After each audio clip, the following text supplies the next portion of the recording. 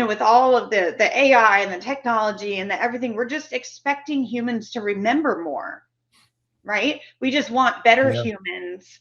Well, that's not happening. Sorry, folks. But what we can do is we can support the people that we have. And I think that there is some kind of stigma against using a checklist in the office or something, but like, dude, I'm not getting on an airplane unless that pilot has done his checklist. And they probably could do it from memory, but they don't.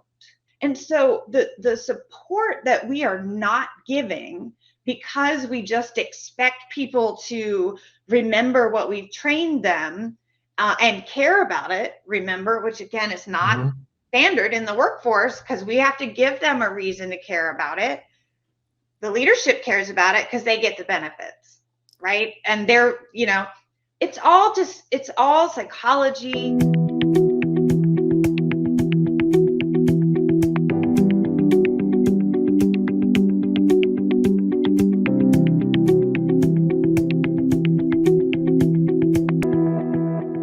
Welcome to the Leadership Disrupted podcast, where each week we bring you at least one interesting thinker in the leadership development arena. When we started this podcast about 2 years ago, it was honestly just an excuse to talk to some really smart people, some that I fully aligned with, some not so much. And really, it has been the people with different viewpoints that I found to be the most interesting. And in any event, I'm really happy that you've decided to join us and listen to today's guest. I think you're going to really enjoy Amy Chapman. She's the founder of, I want to get this right, Creative Learning and Strategic Solutions, which as an acronym is CLASS. And her focus is on designing scalable, metrics-driven learning solutions that accelerate adoption, that reduce wasted time, and that improve compliance. And here is what I really like about Amy's story so far. She started as an elementary creative drama teacher, which my mind goes in a lot of different directions thinking, all right, elementary school, creative drama, that's got to be interesting. Then for about 20 years, she worked her way up through the training department of Thermo Fisher Scientific, a very exacting medical engineering environment, eventually leading training for their clinical research business before going off on her own. And here's why that gets my attention. I know that when you're an internal corporate training professional, the accountability is very demanding and in many ways very different than when you are an independent training consultant. As an internal person, you become first a student of your business. Then you develop training content, you deploy that content, you have to live with that content. Your reputation internally lives on and on. Sometimes that means you're actually facilitating programs. And whether you're deploying e-learning or virtual live facilitated programs or on-site workshops, whatever it is, you have to live with what you've created. And so you are living with your reputation every single day. And it creates a certain, I think, discipline for a learning professional. And I know my many friends who are independent training professionals are going to hate it when I say this, but I do think it creates a discipline that oftentimes external training vendors don't necessarily have, because they get to do their thing and then they move on. And I'm not saying that that's a bad thing, because they absolutely serve a purpose. And in fact, because Amy has now moved on to Creative Learning and Strategic Solutions, yes, Amy is an independent training related vendor. But at the same time, I love the fact that 20 years of experience creates a certain mindset, a certain level of discipline, a certain desire to produce results that you're going to have to live with. So Amy, that's a lot. I know that's a lot of preamble to introduce you to the Leadership Disrupted audience. But is there anything you'd like to share with us at the start to kind of fill in the picture of Amy Chapman, and then we can dive into the conversation? Sure. Yeah. I mean, to expand, I was an elementary school drama teacher. It was so fun. And then when I moved back to Wilmington, North Carolina, where I'm based now, there weren't any openings. And my dad said, well, you should apply at PPD, which is what we were before Thermo Fisher bought us. And I was like, what's that? And the first year I was doing, clinical related stuff and I hated it. And then a training position came open. So I went through every layer of training. I was a facilitator. And then in my free time, I was revising the training manuals because they didn't make sense. They were in the wrong order or whatever. And then I learned how to do all the technical creation, all the storyline and HTML. I'm giving away my age here. And not HTML, what was it? The one Flash. Oh. Now I'm giving away my age here. But I learned all the technical stuff and I built beautiful training modules that were terrible learning wise. Yeah. That's what I have to live with. But then I started studying more of the instructional design, and I got my CPTD, Certified Professional in Talent Development, from the Association for Talent Development, and started leading projects and thinking more about, how do we not only train them, but make sure that they can continue to do the job with some consistency. And then I had an opportunity to leave the Central Learning Department and go and run my own team, my own training team for the Site Payments Department. So in a clinical trials organization, they're paying all the doctors for doing the work for us. And one of the last things I did before I left was I reduced onboarding time by 4 weeks in our 700-person global in every region department, which is huge in a corporate environment. And I was very fortunate that I had a leader who supported that. And now what I'm doing is I'm noticing that training isn't it. Training's really important, but training isn't it. Because if training worked, you'd be good. Yeah.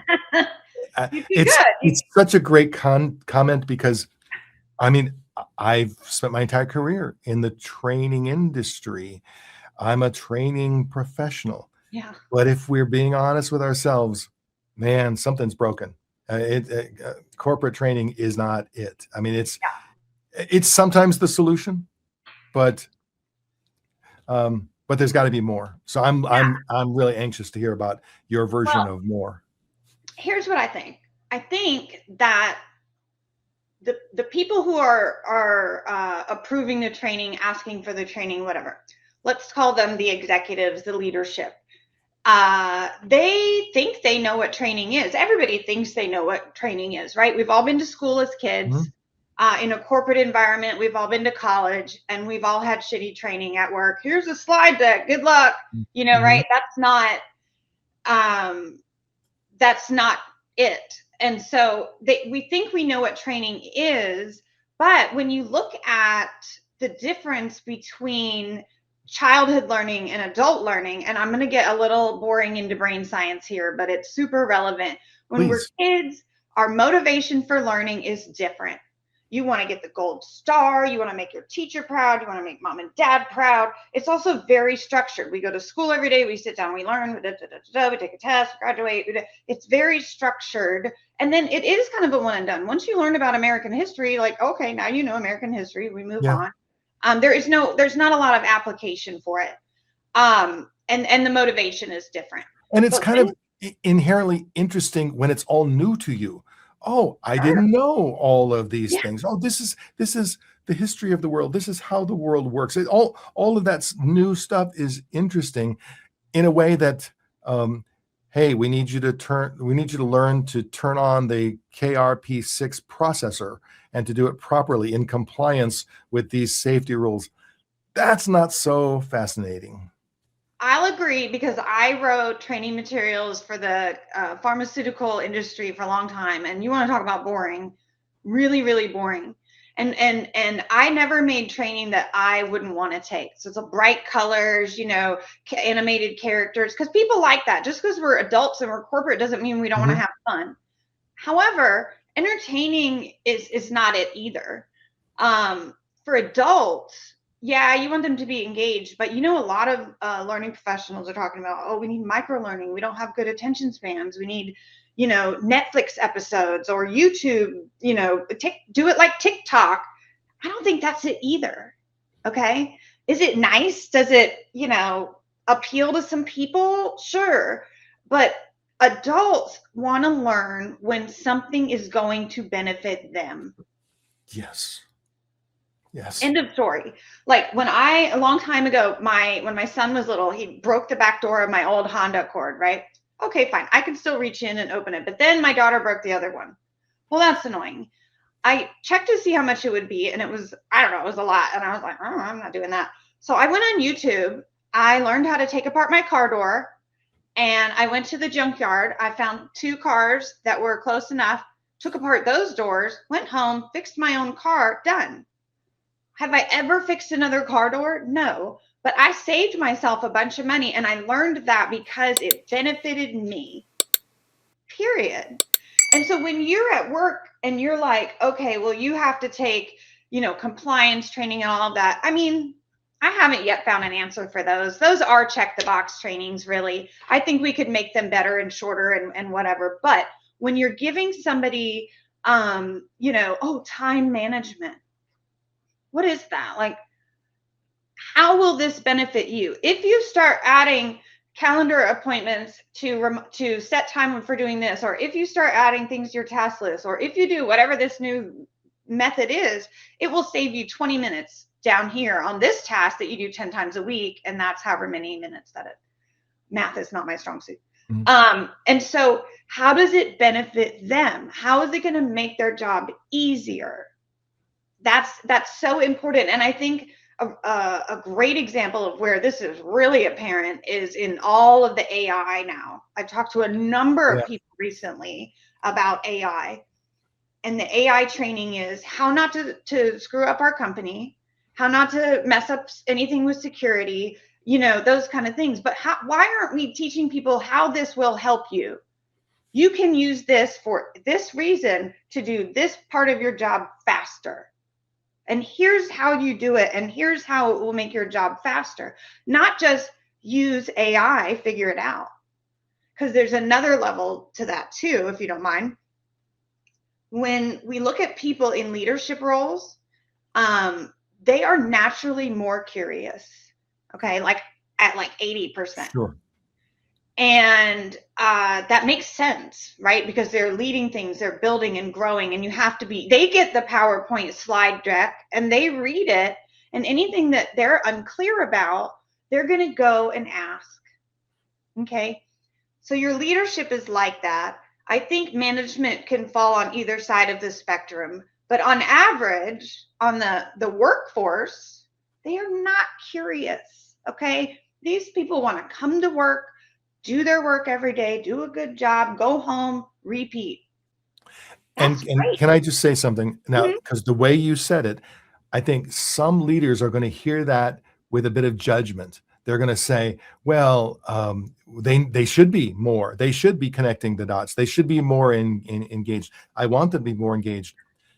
But if you walked in their shoes, you would understand for most of them, it's a job.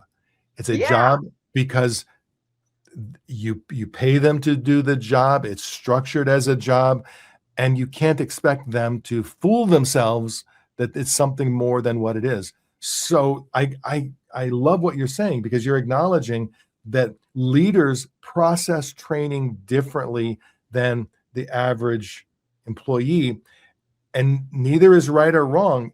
But when you're building it, you have to align with the audience and why the audience benefits from whatever you're delivering.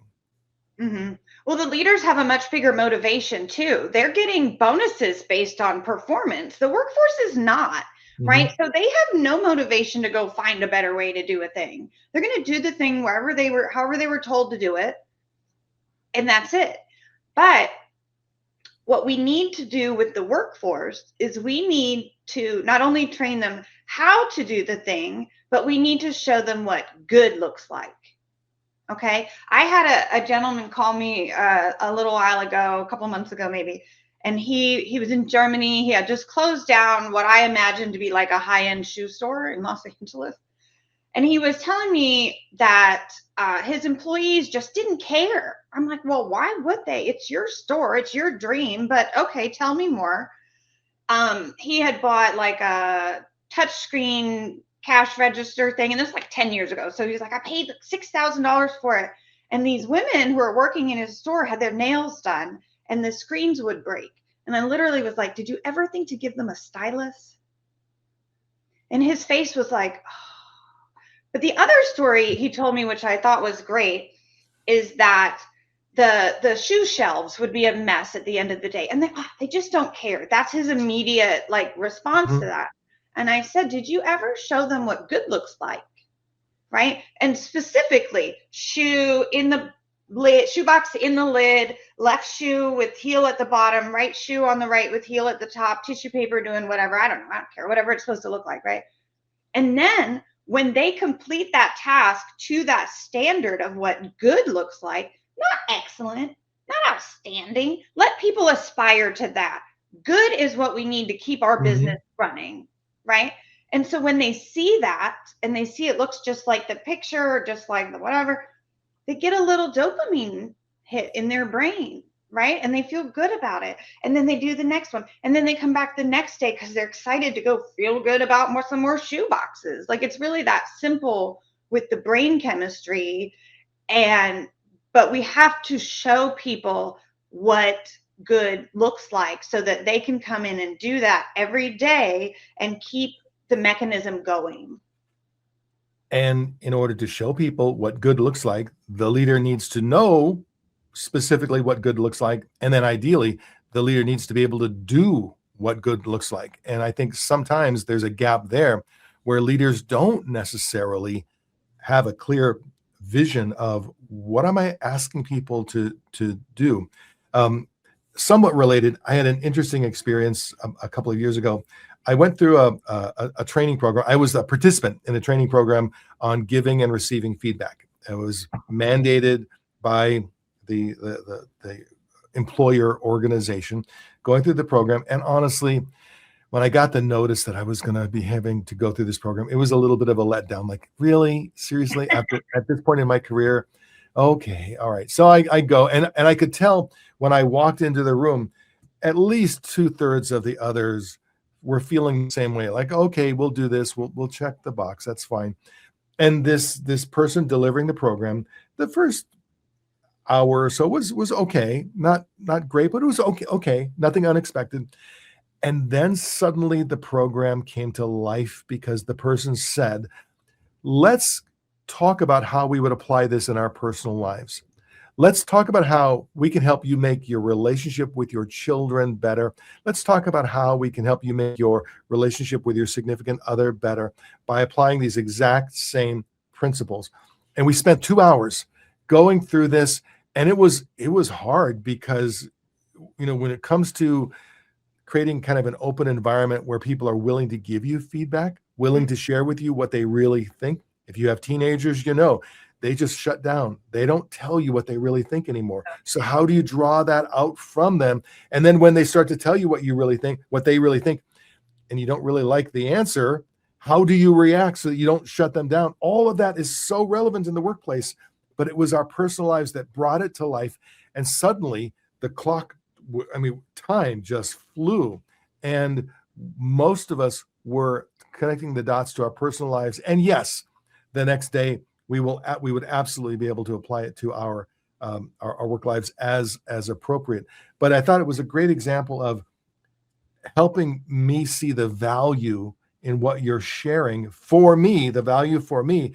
And then you've got me. If I'm going to get value out of it, you'll have 2 hours, 4 hours, whatever time you need. But if it's a check the box, not so much. And again, like I said, there are some check the boxes, the compliance training. I don't know how to get around that. Well, but you know what, even that, I would say, depending on how it's framed up, because you could say, compliance training it's a necessity. It's a mandatory evil. I mean, it's a must.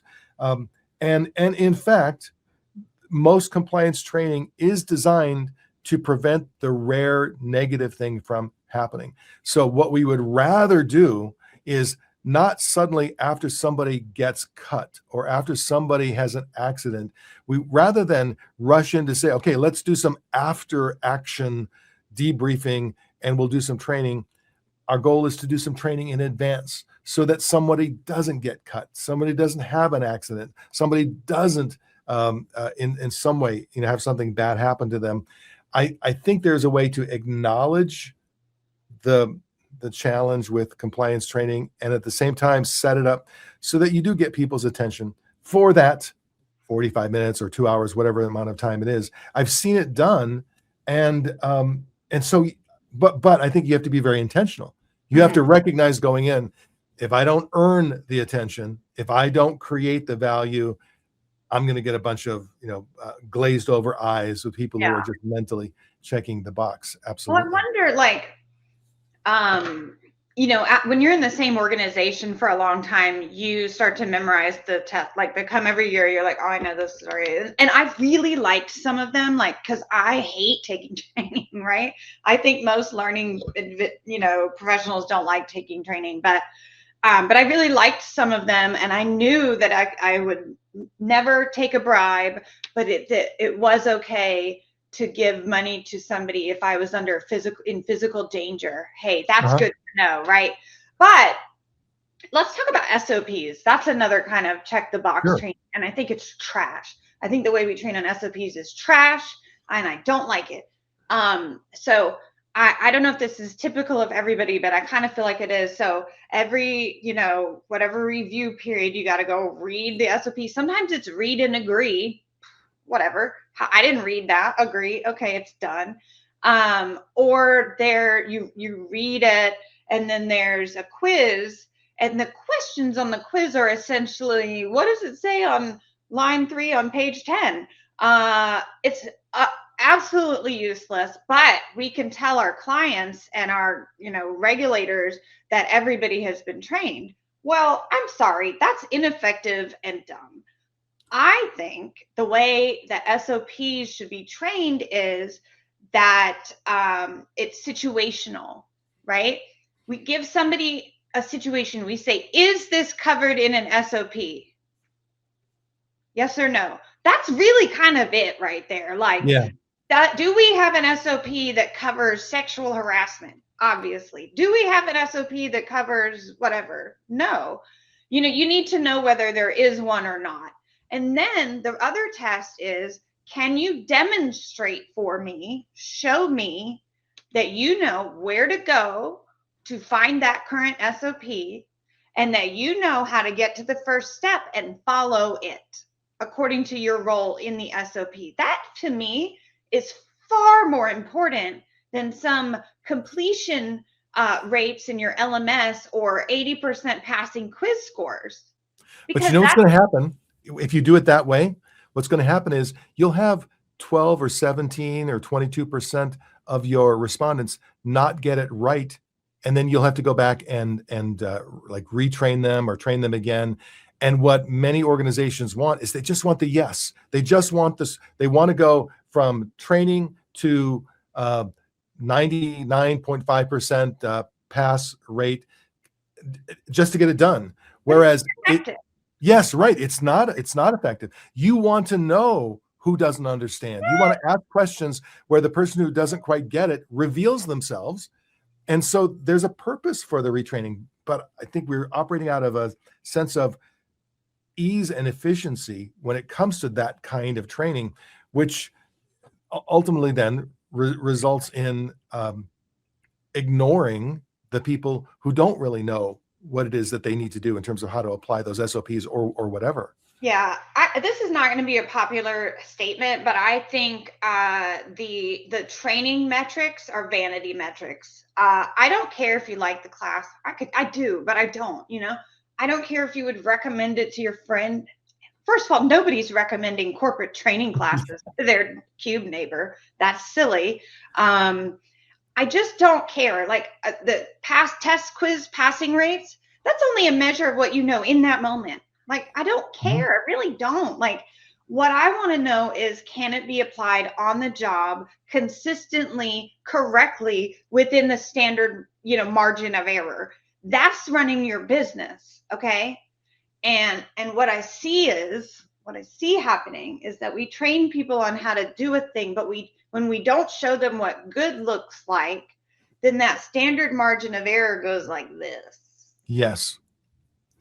And people are afraid to do their jobs.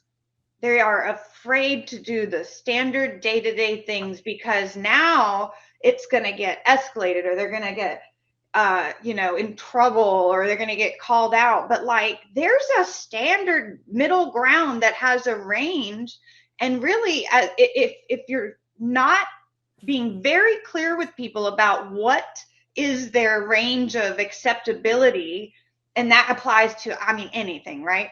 Then they're going to escalate all the time, and it's going to go up to the leadership all the time. And then the leaders are just, they become load bearing, and then they can't have great ideas on how to do better things, so it's a vicious cycle.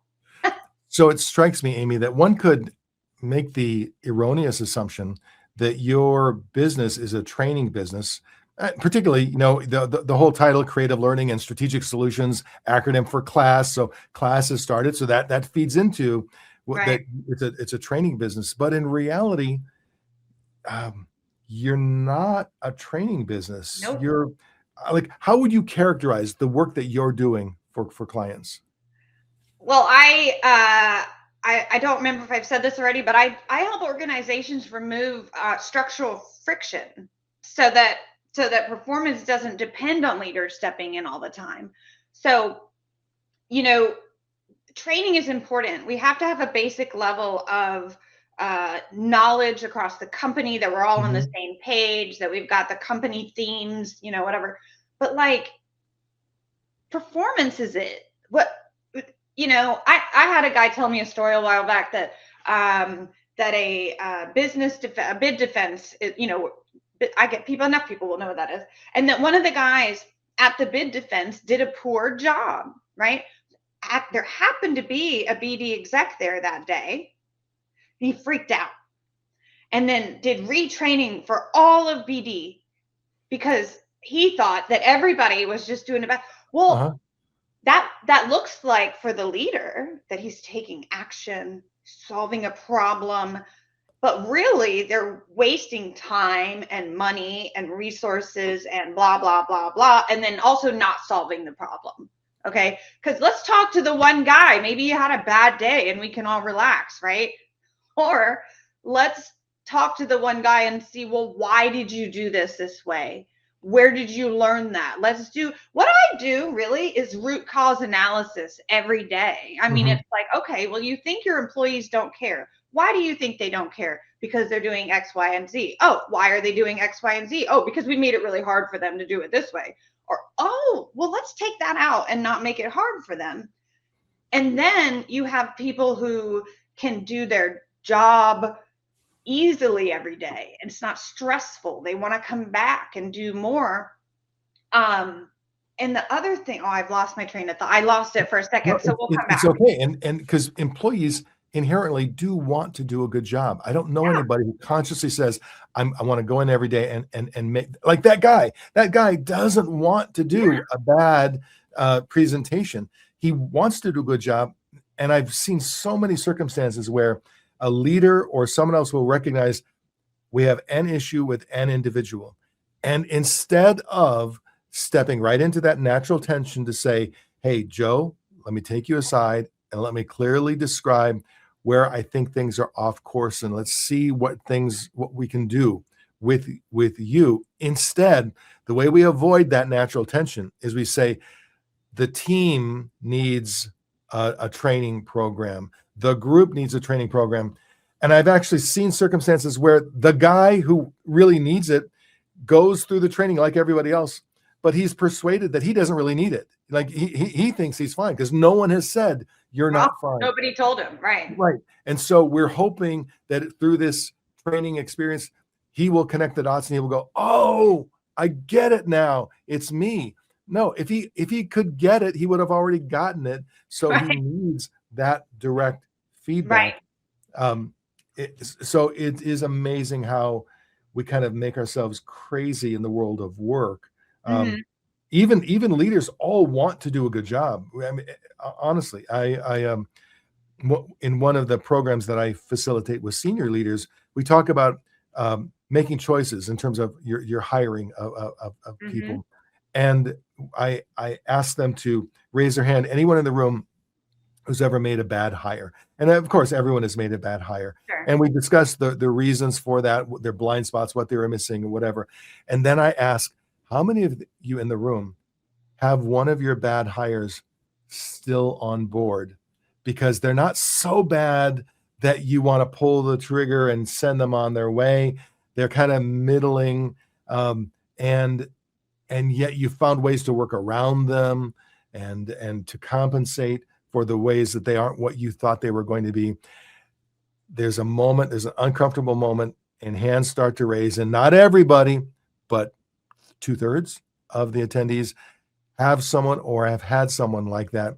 And we have to have a discussion about, why do you retain them, and what's the thing that you're doing that's not right for them, as well as not right for your organization, because you're taking a seat on the bus, so to speak, and you're keeping someone in that seat, when in fact, if you would empty that seat, you could put someone who would be a perfect fit into that seat, but also free up this person who's just not a good fit for what they're doing, and freeing them up either within your organization or somewhere else to be a great fit somewhere else. And I know we all know that that's not the right answer. We all know it, but until we take the time to really think about it, we may realize, day by day, through avoiding discomfort, through avoiding tension, through, I had one leader say, I've just got so many other fires to put out. It's something that I should do, and I will do it when I've got the other fires put out. And I can't say that that's wrong, but right. And my whole thing is, you shouldn't have to be fighting fires all the time. If your organizational system is set up right, then you're freed up to do other things.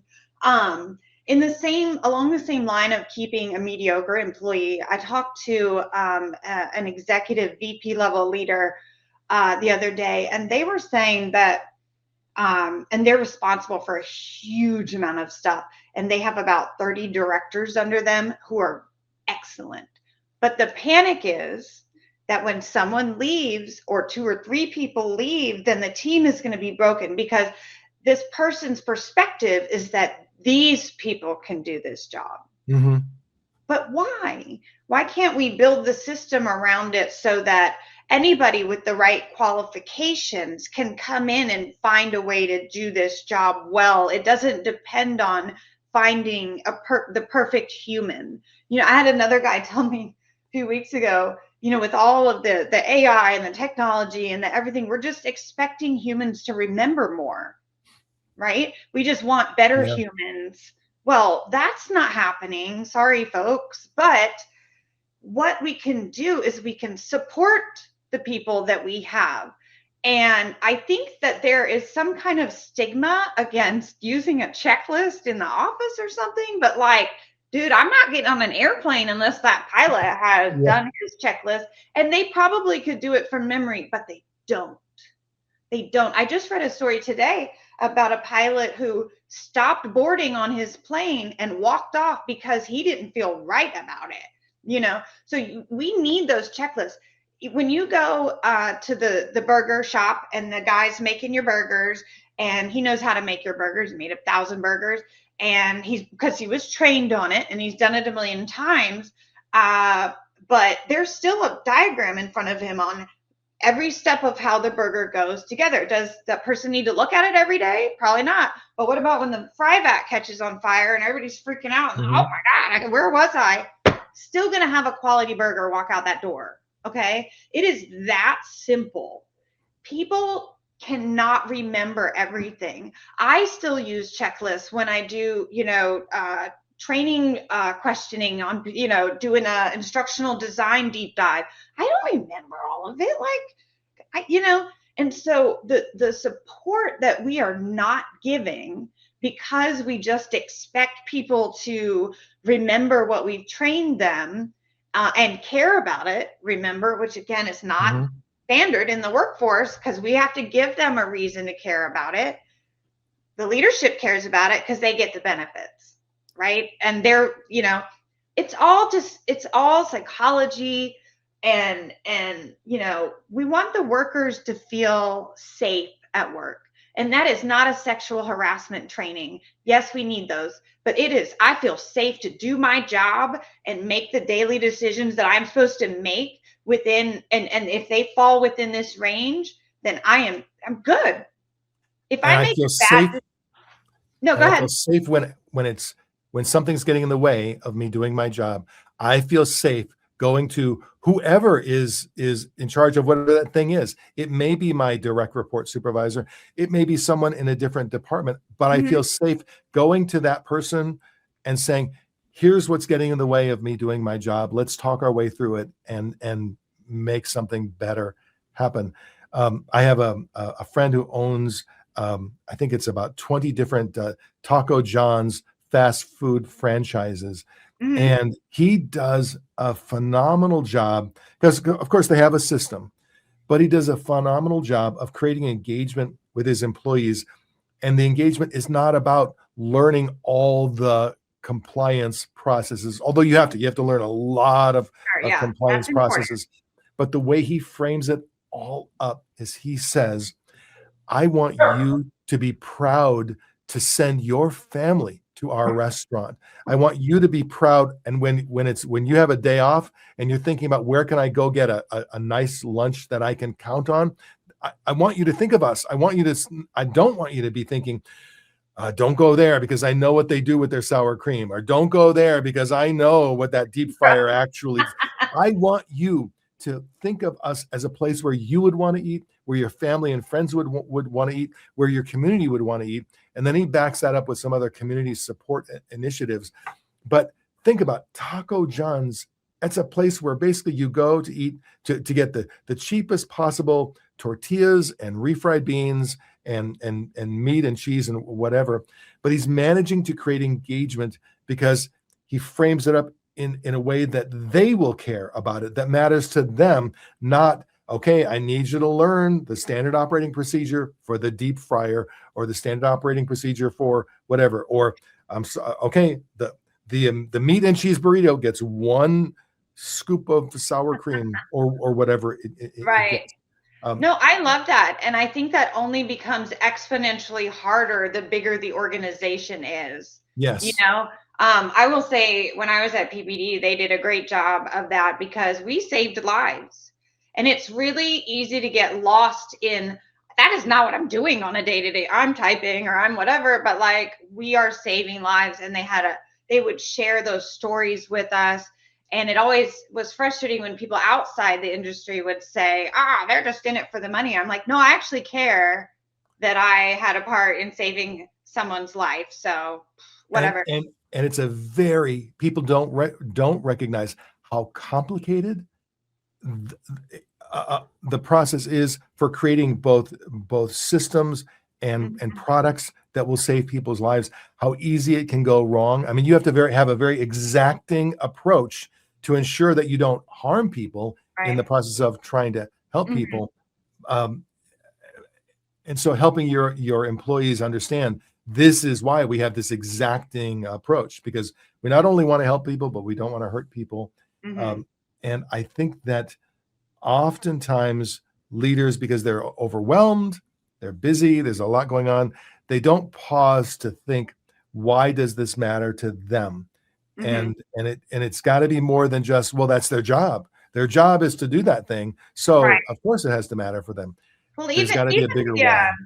even the feeling good about playing a part in saving lives only goes so far.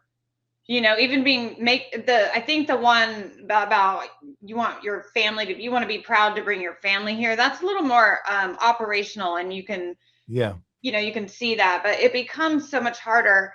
And so that's why I think it's really important that within that system that we also make it easy for people to do their jobs to the standard that we want them to, because it should be easy. It shouldn't be confusing and hard every day. And that's what's going to stop the leaders from all of the having to panic fix things, because they should be thinking about how to expand the company, grow the business, whatever it is, the next big thing. And they're not, because they're just trying to fix things all the time.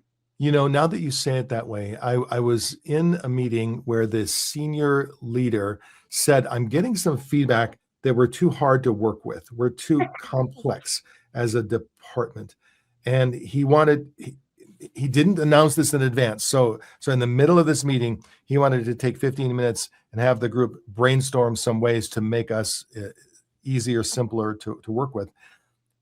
And essentially, if you do root cause analysis to what he was describing, the various jobs amongst everybody were just hard to do right, hard to do simply, and you had complexity butting up against other complexity.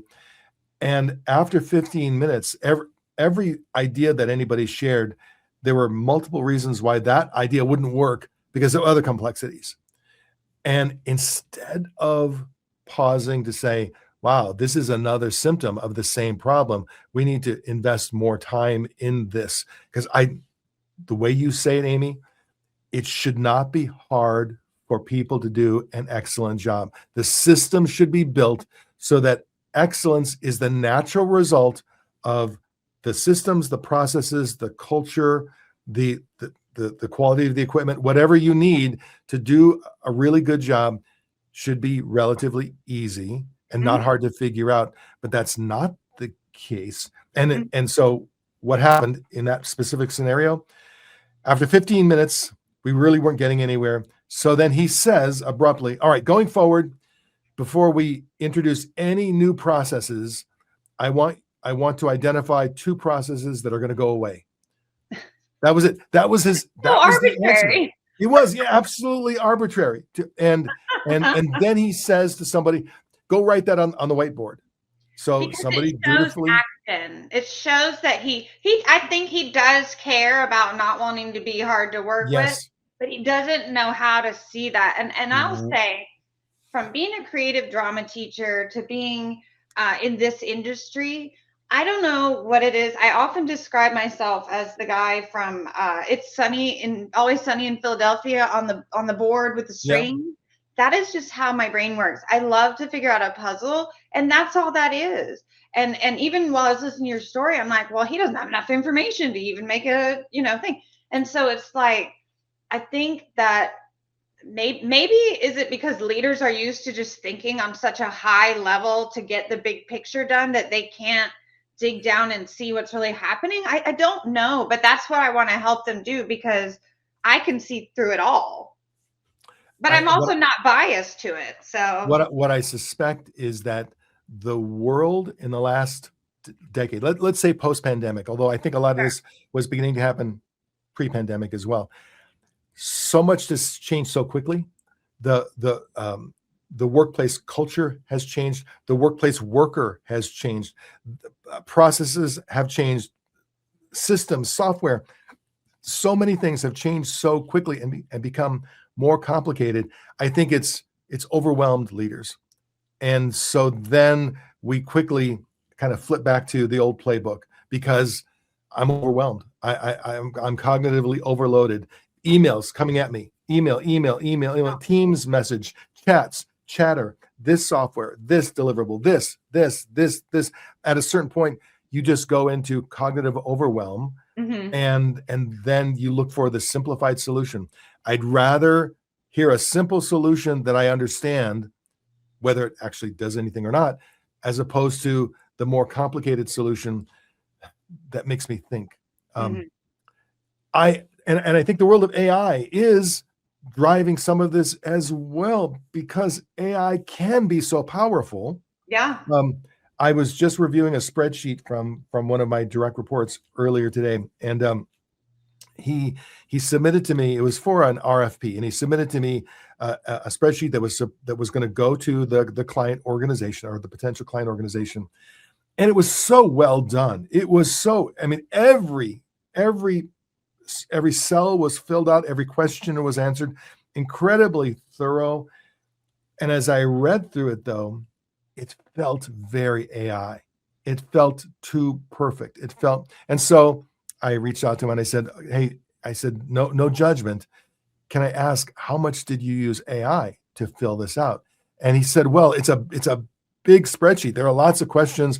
He said about 80% of it was, he said, now I did some editing, and I had to say to him, well, you may have done some editing, but honestly, if I go through this and I get that AI feeling, that's going to happen with the clients as well. And he said, well, so what do you want me to do? And it was a fair question. And I'm still figuring that out. It's like, I need to answer his question. How do we leverage AI to do some of that work for us, but avoid that AI feeling? And it's going to have to be like, how do we define that human plus AI plus more human? That is what good looks like. Because I just saw me going like, well, you want him to rewrite the thing, obviously, like, but you can't just say, give it another shot. You want to define, okay, using AI is great. I have to do this a lot because I have so many buckets of things happening. Of course, I use AI to help me analyze and whatever. But if it's going into something, I read it and make sure it sounds like me. And also, I've trained it to make it sound like me. But what are those things that you can, what does good look like? And I'm sure within a company, you can program your AI to write in a certain way that then fits for that. But yeah, you're exactly right. You couldn't answer because you haven't determined what good looks like yet. And so what I'm going to have to do is take a couple of those cells, take a couple of those answers, and show him, okay, here's what AI generated. Here's how you edited it, but it still has that AI feel. And then here's what I did to eliminate that, to make it more authentically human. Same details, but there, and I have to break it down for him a couple of times so that he can then see, all right, that's the process I'm going to use going forward. And if I don't know how to do it, then I'm going to have to find someone who does. But in this case, it's been an area of my focus for quite some time because I feel like AI loves to answer questions for us. And the questions are so perfect and so lengthy. I've noticed, like, you and I, we met each other on LinkedIn. Have you noticed that LinkedIn articles are getting more frequent and longer? There's just more AI, what some people call slop content. The slop is actually pretty good. I mean, it's pretty perfect. Right? It is good. And I guess the way I have to look at it is, like I said, I use AI a lot because the volume of work I have to do, I just need it. But I tell it to add more Amy sass to what I'm writing. And I've taught it what I say, how to talk and stuff. But then it's the M dashes that do it. From like, could you not? You can't even type that on LinkedIn, bro. Like, could you not put those in there? But it's stuff like that. But yeah, I do see other people's posts, and I'm like, this is clearly AI M dashes and all the things. But it's so good. And you have to realize that's based on all the data they've put into their AI engine, whatever it is. And that's the same for me, is I put in all of, here's how I want to do everything. And it's hard though, because it's I imagine sometimes you have to take over and just say, all right, I'm going to take this and I'm going to zhuzh it up with some Amy sass. Absolutely. Because AI struggles with irony, they struggle with humor, struggles with some of the subtleties of human communication. And so I find that I leverage AI for a lot of back-end work, a lot of data crunching, anything that is going out into the world as Dan Rust. It's not that AI never touches it, but I'm really sensitive to making sure that is my voice. That's my voice going out into the world. Those are my thoughts going out into the world. And, AI may have helped me structure a bit, but it's still, I needed to authentically be me going out into the world. And I feel like, AI is like a really smart, hardworking intern without much job experience. So you can't expect it to interpret unless you give it the interpretation. Exactly. I call mine Chad because he's very eager. I can picture him with like surfer blonde highlights, but because he's kind of dumb, right? You'd be like, no, Chad, this is not what I meant. Because and you have to teach it and make sure that it's going in the right direction. But it's just been so helpful to me, and I try to share with other people when I find something that really works for me. Like, here, you try this. This might help you too. So, Amy, I want to be respectful of your time, and also, but I have at least one final question. It's been the question that's been on my mind for a while. What's up with the glasses? I hate that I have to wear glasses first of all, but I'm of that age. So, I can't, I don't know, it just comes out of me. I can't just be normal, which is funny because I'm very normal, like in my life, but like I just have this energy and I want to get it out. And I saw these and I was like, that's so fun. It works. I have to say the whole thing works. Thank you. The colors, the everything does definitely work. And I mean, there's no doubt, when you see a photo of Amy Chapman on LinkedIn, uh, there's Amy. And so that's fantastic. Mhm.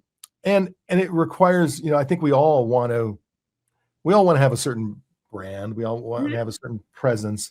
But I think in today's world, you have to do a little more zhuzhing up to get seen beyond the masses, beyond the crowds. Well, this Um, isn't for that. I've had this blue hair for about 10 years and I just thought like I was a theater kid, and I yeah, just have this energy and spirit that I think is important to put out into the world. And especially with what I do, because I have to have hard conversations with people and explain to them like, hey, it's not your fault. It's the system is broken. This is your leaders. This is yeah. not your fault. I'm really excited. I just want to plug one thing. I'm really excited about a tool that I have out called the Zero Blame Leadership Diagnostic.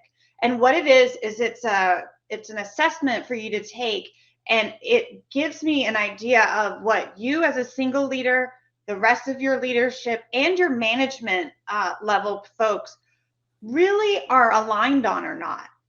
And so it really uncovers a lot of questions of why are these things not going well? And again, it's not your fault. It's just the system isn't set up for those things, but we can still fix them, even though you may not be aware of why things are going wrong. So that's what I'm really excited I about that. love that. I love that. And I think having a structured approach to analyzing what you're doing, and then have a no blame approach to just putting it out on the table. Okay, this is what's not working. Here's potentially why it's not working. And Right. it's not about pointing fingers, it's about fixing and making it relatively easy for people to do a really good job. Because that's what I mean, it's what we all want. Nobody intentionally does a bad job. Well, I want to say almost nobody. There are Most a few. people don't, right? Yes. But by the time, now those people who are intentionally doing a bad job, something's generally happened to get them to there. So Something's going on, right? yeah. I There was a company in Canada that installed robots at work, and they eliminated a few jobs by replacing some functions with robots. And then the company was surprised to find that robots are breaking down.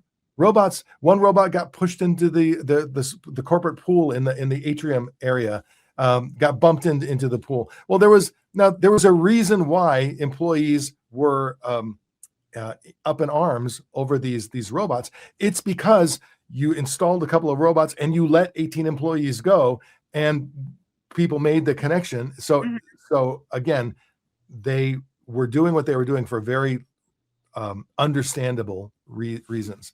But Yeah. so with that said, Amy, I'll make sure that in the show notes, anybody who wants to reach out to you, we'll have your LinkedIn profile and Sure. any other connection information that we need to provide to them. I love your approach to very practical, real world solutions to get stuff done. And I imagine sometimes training is a part of it. Sometimes training is the part Sure. of the solution You know, once you've done the analysis. Right. You have to have the training for the most part. And I'll say that maybe your training's not that bad. Maybe it's fine, right? Systems training is a great example. It teaches you all the clicks, whatever. But like, it's the lack of anything around the training to support performance, which is what we really care about, is what's lacking. And I don't necessarily think it's an elitist thing. I just don't think people have thought of it. And so, and you do have a different mindset, and it's all so easy to bring together. And I'm so excited about, it's just fun for me. I'm such a nerd. So we'll include a link to information on the Zero Blame Leadership Diagnostic. Is that what you called it? Okay. The Zero Blame Leadership Diagnostic. I love that phrase. I will, as soon as it's ready, it'll be ready in a couple of weeks. I would love to send it to you, and you can try it out if you want to. And if you want to send it around your team, you can. Yes. Now, what I will do is I'm going to cut that out, what you just said, because we're going to pretend that it's ready to go. Right. So, yeah. But yes, absolutely. I would be interested. So Amy, thank you. This has been great. Really good conversation. And I'm sure we will talk further in the future. So I guess I will leave it at that. Amy Chapman, thank you very much. Thank you, Dan. It was a pleasure.